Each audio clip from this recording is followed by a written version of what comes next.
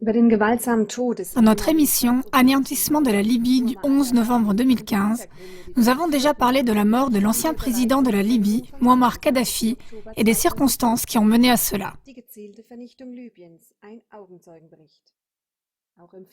Nous conseillons aussi notre film documentaire Guerre par instrumentalisation.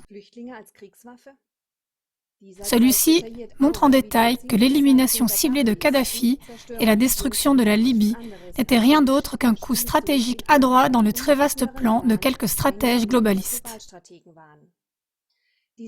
Ces joueurs mondiaux ont réussi une fois de plus, dans le cas de la Libye, à faire avancer leur but, toujours le même, l'affaiblissement total et la déstabilisation de l'Europe et de toute la partie du monde pas encore américanisée.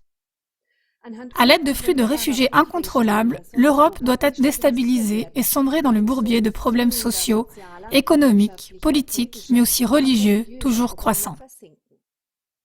Le but stratégique derrière cela, c'est l'épuisement total des nations et comme conséquence, leur rangement volontaire dans le nouvel ordre mondial des tireurs de ficelles globalistes. Et c'est précisément ce à quoi les nations d'Europe n'auraient jamais été prêtes sans le chaos soigneusement orchestré. Aujourd'hui pourtant, nous aimerions donner la parole à Mouammar Kadhafi lui-même, qui semble avoir percé à jour ce jeu de quelques stratèges globalistes. Kadhafi a démasqué ce que les États-Unis entendent par démocratie et liberté, comme étant un système coupe-gorge dans lequel le plus grand chien mange tous les autres. D'autre part, Kadhafi a fait tout ce qu'il pouvait pour comprendre le concept d'une vraie démocratie et pour la pratiquer en Libye. Mais voyez par vous-même, dans un premier extrait, les sombres prophéties concernent les flux de réfugiés vers l'Europe que l'ancien dirigeant de la Libye a écrites quelques mois avant sa mort dans une lettre ouverte. Ces prophéties ont été publiées par le quotidien russe Saftra en mai 2011. Ensuite, vous entendrez la version intégrale de ce qu'on appelle le testament politique de Mouammar Kadhafi qu'il a rédigé le 5 avril 2011. Les deux écrits sont parus après le début des attaques aériennes de l'OTAN le 19 mars et la destruction de la Libye par un bombardement systématique.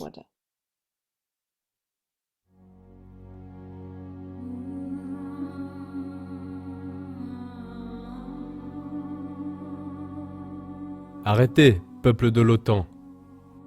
Vous bombardez un mur qui barre le chemin à la migration africaine vers l'Europe et le chemin des terroristes d'Al-Qaïda. Ce mur, c'était la Libye. Imbécile que vous êtes, vous le détruisez et vous brûlerez en enfer pour les milliers de migrants d'Afrique et pour avoir soutenu Al-Qaïda. C'est ainsi que ce sera, et je ne mens jamais. Et je ne mens pas maintenant non plus.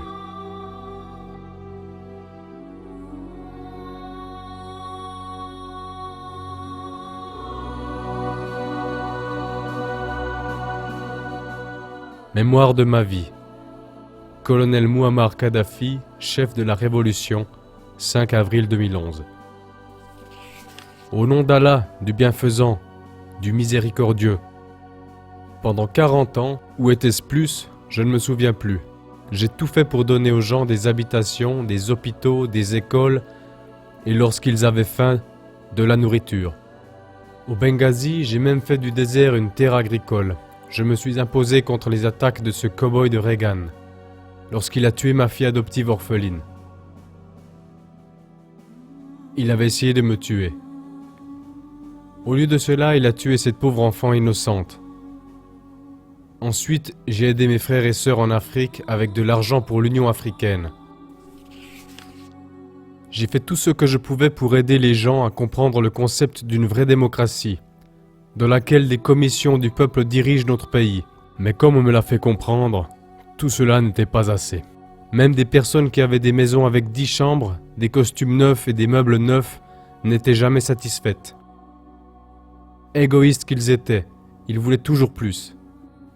Ils racontaient aux Américains et à d'autres visiteurs qu'ils avaient besoin de démocratie et de liberté, sans reconnaître qu'il s'agit là d'un système coupeur de tête, dans lequel le gros chien mange tous les autres.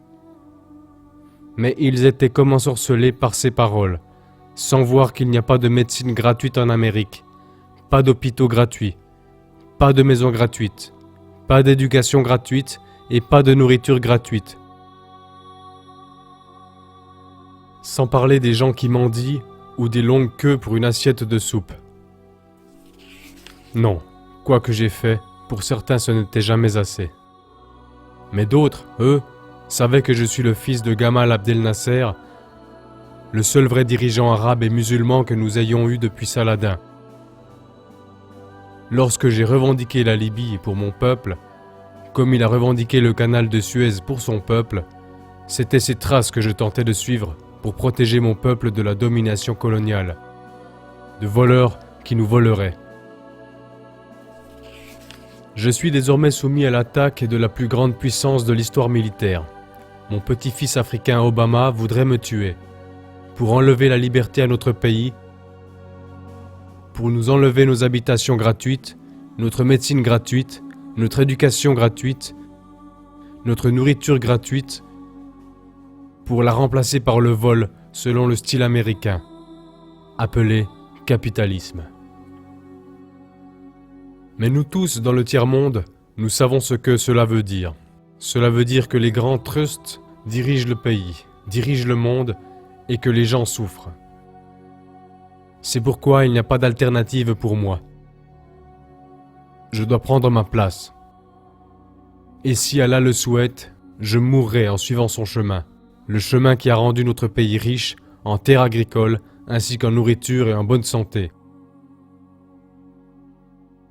Et nous permet même d'aider nos frères africains et arabes, quand ils travaillent ici avec nous, dans la République du peuple libyen. Il n'est pas de mon désir de mourir, mais si cela devait arriver, pour sauver ce pays, mon peuple, tous ces milliers qui sont mes enfants, alors qu'il en soit ainsi. Que ce testament soit ma voix adressée au monde, que je me suis levé contre les attaques des croisades de l'OTAN. Levé contre la brutalité, levé contre la trahison, levé contre l'Occident avec ses ambitions colonialistes. Et que je me suis tenu du côté de mes frères africains, du côté de mes frères arabes et musulmans, comme une colonne de lumière. Pendant que d'autres construisaient des palais, je vivais dans une maison toute simple et dans une tente. Jamais je n'ai oublié ma jeunesse à Sirte, je n'ai pas gaspillé de manière insensée la richesse de notre peuple. Et comme Saladin, notre dirigeant musulman qui a sauvé Jérusalem pour l'islam, j'ai pris peu pour moi-même. En Occident, certains m'ont traité de fou ou d'insensé, mais ils connaissent la vérité et continuent néanmoins à mentir. Ils savent que notre pays est libre et indépendant, et non sous le joug des colonialistes.